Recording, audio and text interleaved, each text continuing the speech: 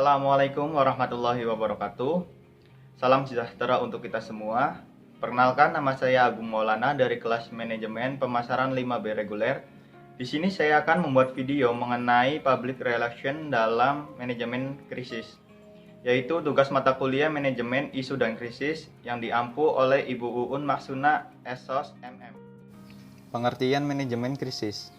Demi mencegah atau mengurangi efek yang ditimbulkan oleh krisis, maka manajemen krisis pada organisasi sangat krusial untuk dilakukan, sebab ancaman yang didapatkan oleh krisis dapat mengakibatkan kerugian potensial yang berdampak pada organisasi itu sendiri, pihak-pihak terkait, sehingga bidang dari organisasi tersebut. Secara garis besar, kerugian yang ditimbulkan terbagi menjadi 3 jenis, yakni kenyamanan umum yang terganggu, kerugian finansial, serta kerugian reputasi. Ketiga aspek ini memiliki kaitan antar satu sama lain. Sebagai contoh, kecelakaan atau kematian dapat mengakibatkan kerugian reputasi yang berdampak pada pemasukan organisasi. Tahap utama manajemen krisis. Sebagai sebuah proses, manajemen krisis bukan hanya satu hal. Proses ini dibagi menjadi 3 fase, dilansir dari Institute for Public Relations. Tahap manajemen krisis dibagi menjadi pre-krisis, krisis respon, serta post-krisis. Yang pertama, pre-krisis. Fase ini menitik beratkan pada pencegahan dan persiapan. Pencegahan termasuk mencari cara untuk mengurangi risiko yang dapat berkunjung pada krisis. Sedangkan persiapan diantara ialah membuat rencana manajemen krisis, memilih anggota tim krisis manajemen, serta melatih anggota tim agar dapat beradaptasi dengan krisis nantinya.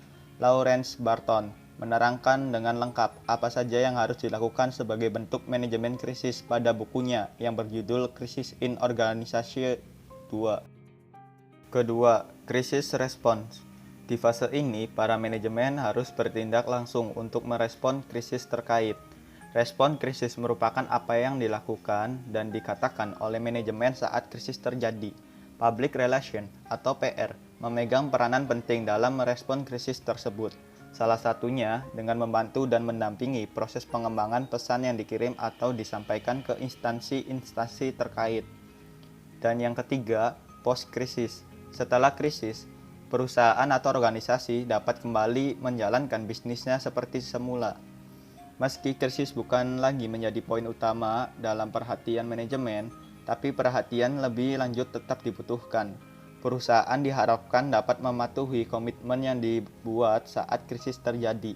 Saat ini dilakukan, pemberitahuan informasi lebih lanjut dibutuhkan untuk disebarkan ke masyarakat atau pihak terkait. Selain itu, sebuah organisasi dan perusahaan diharapkan dapat mencari cara untuk mempersiapkan yang lebih baik pada krisis di masa depan. Nilai-nilai dalam manajemen krisis. Praktisi PR berpengalaman dan para akademisi telah merangkum nilai-nilai apa saja yang mesti dipegang saat sebuah perusahaan merespon krisis. Nilai-nilai tersebut ialah cepat, akurat, konsisten. Pesan kunci disampaikan oleh organisasi juga perlu memberikan isi yang akurat dan disampaikan secara konsisten. Konsisten yang dimaksud adalah jangan sampai anggota organisasi memberikan informasi yang berbeda dengan anggota lainnya. Semuanya harus sepakat untuk menyampaikan satu suara.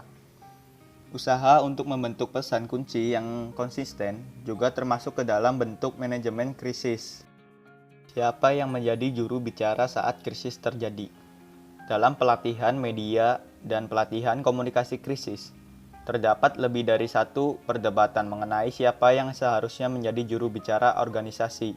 Berikut adalah 3 pendapat umum yang telah kami rangkum untuk Anda. Yang pertama, CEO.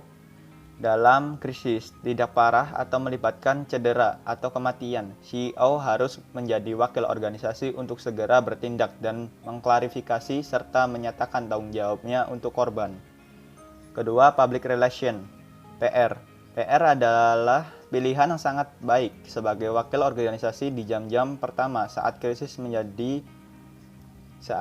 terjadi dan wartawan mulai berdatangan. Namun PR tidak harus menjadi suara tunggal seluruh krisis. Sebaiknya orang dalam divisi PR menjadi anggota dari tim manajemen krisis, terutama saat krisis komunikasi saat diperlukan. Jajaran manajemen. Jika orang PR diperlukan untuk memberikan informasi pada jam-jam pertama saat krisis, jajaran manajemen dapat mengambil alih di jam-jam berikutnya. Jika diperlukan, jajaran manajemen dapat menjadi juru bicara saat krisis sedang berlangsung. Baru pada saat jumpa pers, CEO dapat tampil sebagai juru bicara. Kesimpulan, melalui penanganan krisis, komunikasi yang dapat perusahaan atau organisasi terkait dapat mengembalikan reputasi positifnya kembali. Namun, menangani krisis pada saat konflik terjadi tidaklah cukup. Secara umum, manajemen krisis terdiri dari 3 tahap. Yang pertama, pencegahan krisis. Yang kedua, saat krisis. Dan yang ketiga, pasca krisis. Ketiga tahap ini memiliki keterkaitan antara satu sama lain. Disinilah fungsi konsultan public relation dalam membantu perusahaan menangani krisis tersebut.